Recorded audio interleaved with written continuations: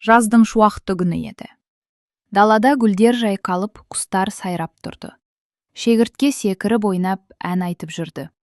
Ал қасында құмырсқа дән жинап, тынымсыз еңбек етіп жатыр.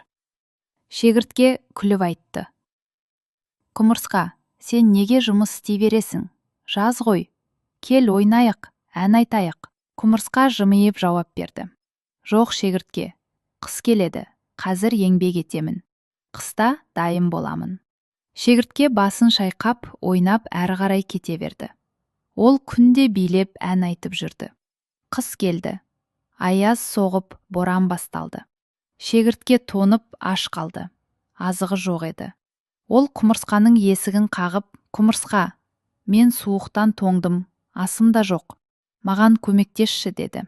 Құмырсқа аяп, оған жылы орын мен тамақ берді. Сосын жұмсақ дауыспен айтты: «Келесі жазда сен де еңбектен. Сонда қиындық көрмейсің». Шегіртке басын изеп: «Иә, енді мен де еңбекқор боламын», деді.